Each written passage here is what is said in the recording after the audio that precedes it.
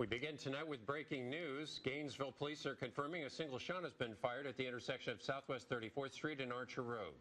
The shot was fired just before 5:30 this afternoon. A white male in a silver Jeep reportedly fired one shot and then fled, but no one was hit. Anyone with information is asked to call the telephone number 352. There's a number there, 955-1818. Also new from us tonight, our reporters have been providing continuous coverage of white nationalist Richard Spencer's appearance on the University of Florida campus this afternoon. His appearance brought criticism for the University of Florida and hundreds of protesters outside the Phillips Center where he was holding the event. TV20's Carla Byron joins us now live with more. Carla. Hi, Dave, Paige. I mean, protesters were absolutely heated. They were fired up and completely drowned Spencer out during his speaking event and also drowned out the pre-event speakers as well. Not every seat was filled in the auditorium, but I will say the majority of people seemed to be protesters, and they completely took over the spotlight. About 24 of his supporters were in white button-down shirts, and they were sitting near the front row. Some were disappointed protesters didn't let him talk. It makes sense to me, all the hatred that people are spewing and how many people actually support him. I just wanted to see what maybe the makeup of my school looks like. Is that I think his ideas are crazy and dangerous, but as dangerous as his ideas are, I think the idea that not allowing him to be able to speak is an even more dangerous proposition. Spencer kept trying to ask the crowd to hear him out, but it just was not happening. He even called protesters immature preschoolers at one point. But at the end of all this, Spencer did thank the university for giving him the opportunity. Reporting live in Gainesville, Carla Byron, TV20 News. Among the protests at UF's campus and Spencer's speech were a handful of people in the crowd being taken away by police. And at this hour, Alachua County Sheriff's deputies have confirmed they've made 2 arrests. The first, you can see right here, this is 28-year-old Sean Bermoshan. Deputies say that he was arrested for carrying a loaded gun. The gun apparently was concealed under his shirt. They say he was also carrying a badge and handcuffs.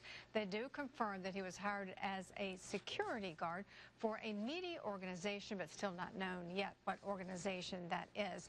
Well, the second person arrested is 34-year-old David Note. Note was arrested for resisting an officer without violence. Well, protests, as you could see, surrounded the event throughout the day. Hundreds showed up for and against Spencer.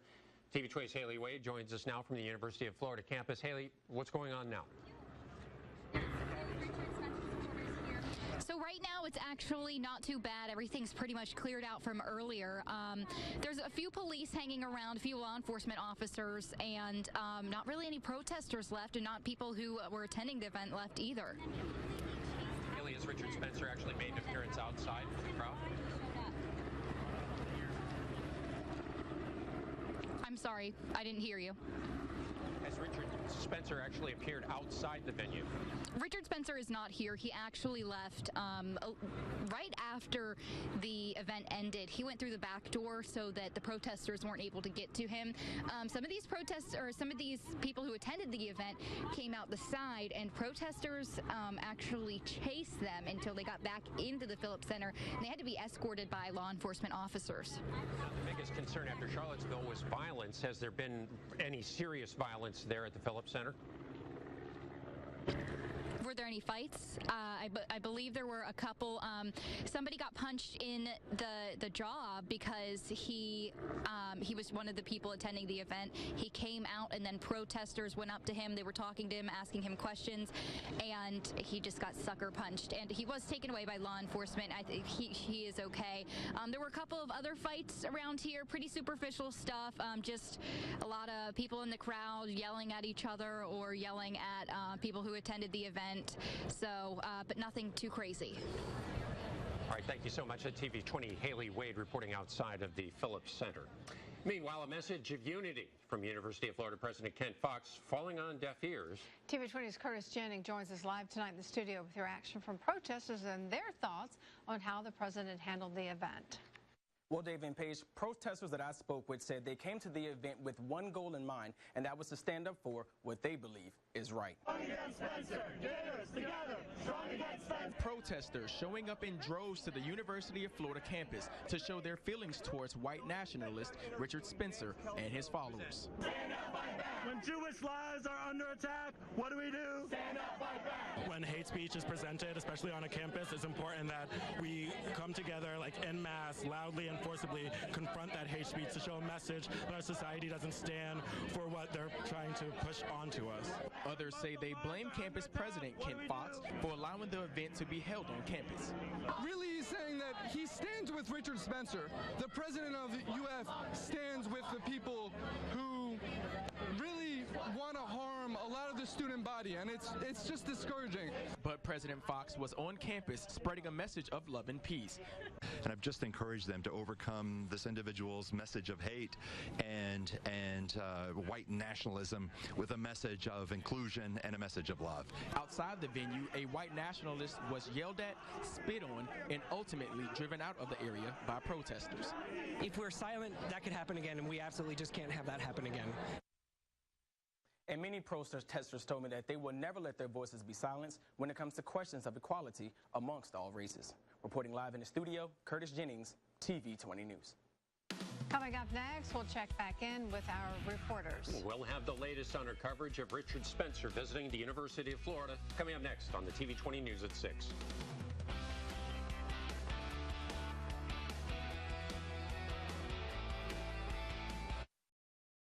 While many folks protested at Richard Spencer's event earlier today, other people decided to stay home. University of Florida students provided an alternative for those who said they wanted to stay safe. TV20's Crystal Bailey joins us in the studio now with more on how Together UF promoted open discussion on race relations. Well, Together UF was a virtual assembly put on together by student leaders of multicultural groups on campus. It was streamed online at the same time that Spencer would be speaking. People make this world a better place, not politics, not religion. And when we take our differences and make it about people, things change.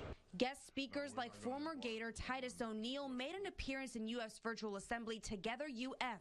It's not sort of a protest, but I feel like it's more of us trying to promote a dialogue, education, and to bring together people. Students who chose to stay away from protests could participate in open discussion from home. Danger and safety is always our #1 priority. We just hope that this provides an outlet for anyone that wants to be engaged, but also be safe. We want to really rally students against hate in all forms and create platforms for community education and action. Gators hoping to spread love and not hate by showing performances from different cultural groups on campus and asking questions online to encourage a better future. Freedom of speech, I'm all for it. But the freedom to express hate, I'm not. Together UF is taking donations for the Student Crisis Fund. These funds will go towards helping students in crisis, from hurricane relief to emergency medical assistance. As another way to bring the student body together. We're giving back to the community. This is established for students, by students. The students hope this online assembly was another step closer to unifying the UF's campus and community in the wake of Spencer's message. Reporting in the studio, Crystal Bailey, TV20 News. Well, checking on the weather forecast outside, it was overcast for much of the day. There's a little bit of a breeze out there today also, Alex. Yeah, absolutely. And that breeze actually felt pretty nice with those temperatures in the 80s. And if you liked that, we have plenty more of it on the way. I'll have a look at your full 7-day forecast right after the break, along with the end of the forecast facts.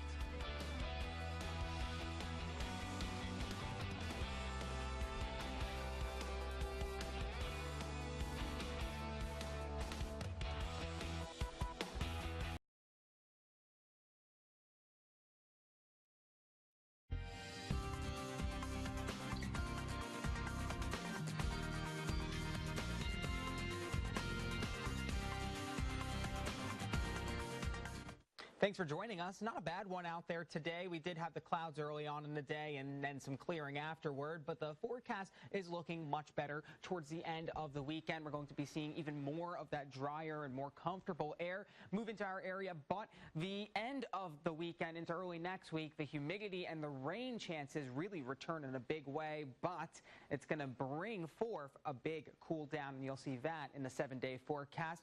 Today, though, 82 is the afternoon high, morning low of 64. That's not too far from the average for this time of the year, and it's very fall-like, a big difference from where we have been the past couple of weeks and even months. So we're finally getting to that time of the year where you're just not sweating it out every time you step outside. But we did see a little bit of rain today at Gainesville Regional Airport, about 0.02 of an inch, just barely more than a trace, and even that was hit or miss. Not everybody saw the rain in town, but when you did, it did come out a little bit heavy, and you can see some of that heavier rain out by Ocala earlier on this afternoon, passing over I-75 and then quickly dissipating. That's been the nature of these showers. The atmosphere is pretty dry in the higher parts of it, at least, so these showers really just don't have the support that they need to keep on going during the afternoon hours. But you can see right along the Atlantic coast where there is a lot of that moist air to tap into, that's where the showers are still living, and it's keeping those temperatures a little bit cooler as well. 73 in St. Augustine, beautiful mid-70s from Lake City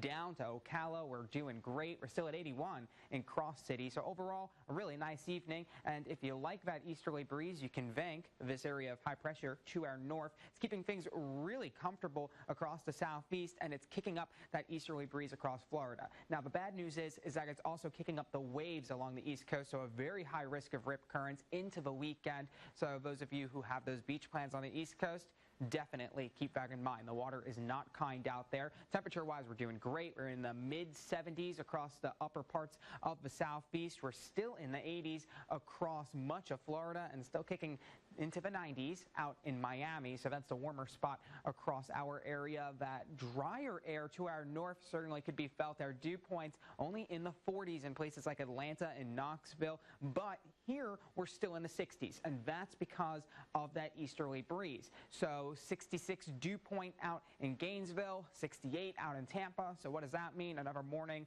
of dew on the cars, some patchy fog as we head into the overnight hours tonight. But otherwise, we're looking great. That area of high pressure keeping us clear overnight. And then tomorrow, some slight chances for some rain clouds moving through again, but it's going to be more scattered than it was today, and the same case for Saturday. At the end of the futurecast, I want to point out this cold front, though. So you can see Saturday evening into overnight, we have that cold front across the Midwest. And although it's far from Florida at this point, by Monday evening, it's going to be knocking on our door, and we're going to be seeing some increased rain chances. But tonight, looking great. A couple of clouds, 65. 85 by the afternoon on Friday, so we warm up pretty quickly with just a spotty shower or two. Again, small craft advisory in effect for the East Coast, so be careful out there with that East Coast breeze. And as you can see across the 7-day, those rain chances higher as we head into Sunday and Monday and even Tuesday. But then once that cold front comes through, temperatures really drop off down into the 70s, nights into the 50s, maybe even 40s in parts of our area, so it's going to feel really great. And some of you may have been playing with our forecast fact. In the West Pacific, hurricanes are referred to as, so we know them as hurricanes, and over there, they're known as typhoons, and they are exactly the same storm, just a different naming convention out there. But the good news is that hurricane season for us is starting to come to an end. It's winding down, and the end of November is officially the end of hurricane season. It's nice when it's quiet out there in the Atlantic. Exactly, so now we can worry about carving our jack-o'-lanterns instead. Yeah, it's a good thing to be worried about. Exactly. We'll be right back with a look at sports. Don't go anywhere.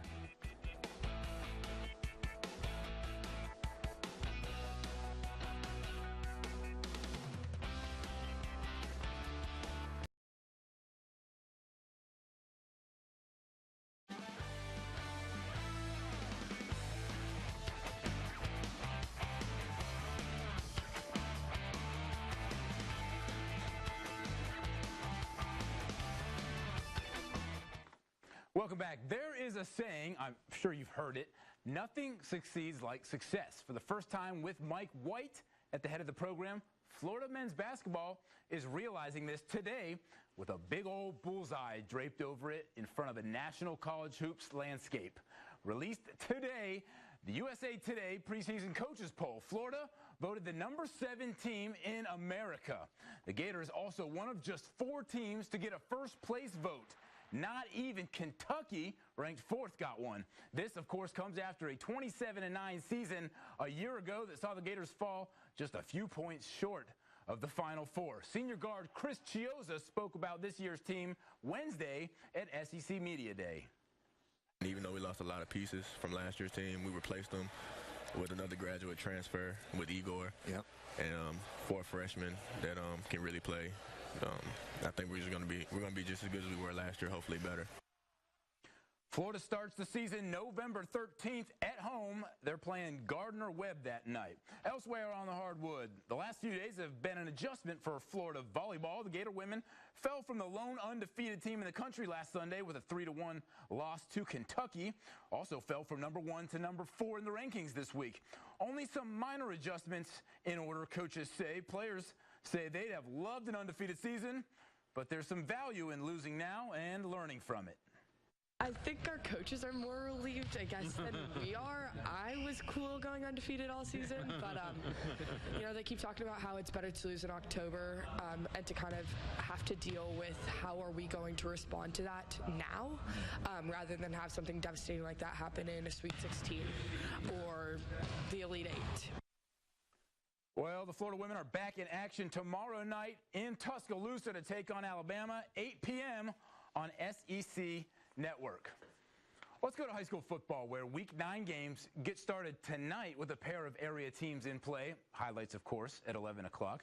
But our game of the week is a rural Florida showdown at the home, surprising to many, of one of our few undefeated teams left in north central Florida.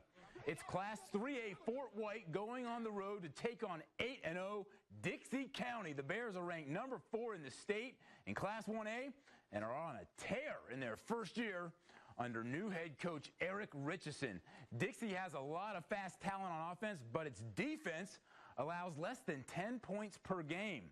On the other side, the Indians have been one of North Central Florida's most consistent winners ever since Demetric Jackson took over Tuahe Nation a decade ago. They're 5-2 now and pose a real threat to Dixie's perfect record. Both coaches say it's the kind of Friday night game that gets everybody fired up. As a fan, this is kind of one of the ones you kind of want. And as a coach, you kind of want to go up against a good team, a good coach, and see, you know, which scheme works. And it's a chess match. Being the game of the week, being ready to go. I'm sure we're going to have a lot of people in the stands at Dixie. But, you know, this is what you're looking forward to. We're looking forward to the challenge. It's a big challenge for us. I think it's our toughest test of the year as of yet. And our kids are really looking forward to it. It'll be a physical game on both sides. Our guys will be ready, and our guys will be ready. It's going to be one of those old-fashioned knockout, drag-out fights. Well, it's Fort White going to unbeaten Dixie County in Cross City tomorrow night. Kickoff from Bruce Boyette Stadium at 7:30. Let's check out our plays of the week. It's time for the TV20 High School Football Play of the Week. These are your plays of the week from Week 8 at number 1, and our runaway winner so far, Newberry's Tanner Fowler connecting with David Robinson on a 49-yard bomb in the Panthers game last Friday against Dixie County. Number 2, it's an overtime winner, Brian Maurer to Dominic McBride on the slant in OT. A clutch touchdown to beat Lake Howell. Maurer had ice in his veins, and he helped ice the game for the Wolfpack. At number 3, a sophomore quarterback. This is Javon Lee of Dunellen scrambling, dropping back, letting it fly, and finding DeCorian Patterson with great skill landing and trotting on into the end zone in Dunellen's big 29-0 win over North Marion.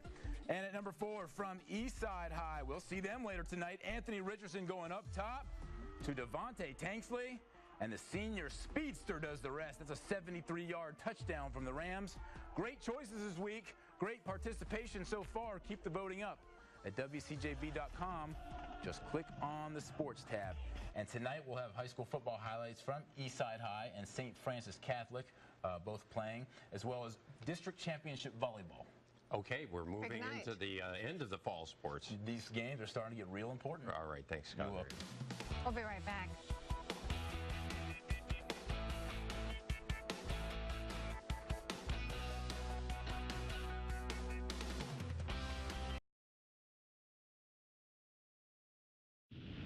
And we're continuing to cover today's events across the University of Florida campus. We'll certainly have more tonight at 11, but for now, we're joined with TV20's Sarah Girard, who's reporting from campus. Sarah? Well, I was out here all day today, and right now all you're going to see is law enforcement cleaning up, but overall the day was relatively calm. There were very few altercations overall. Before the event began around 1 o'clock, the protesters began marching down Hull Road. Basically what you saw was the protesters walking up to the Phillips Center and back down to the intersection of 34th and Hull Road. At one point, they even took over that intersection, but it again remained very calm. During the event, it was calm, and afterward, once the protesters were calling Nazis, once they came out of the event, you could actually hear them chanting different things at the supporters, calling them Nazis, and at one point, law enforcement had to step in to get those supporters of Spencer out of the way. So overall, it was mainly very calm, only a few altercations, but we'll have much more at 11 tonight on exactly what happened at the event today. For now, reporting on University of Florida campus, Sarah Girard, TV20 News. Okay, Alex, give us a final look at the weather. All right, well, it's a gorgeous evening out there right now. We're in the upper 70s in Gainesville at 78 degrees, 75 in Lake City, even a little cooler out along the East Coast where you're 73 out in St. Augustine. We'll be cooling down to the 60s tonight, maybe even some upper 50s in spots, but in Gainesville, it's looking like 65 with a couple of clouds and very pleasant. As we head into the weekend, things are looking good, very low chances for rain, but that changes Sunday into Monday into Tuesday. Big cold front comes through, and then after that, it drops our temperatures down really quickly. All right, thanks, Alex. Thanks for joining us. Back here for more coverage at 11. We'll see you then. Good night.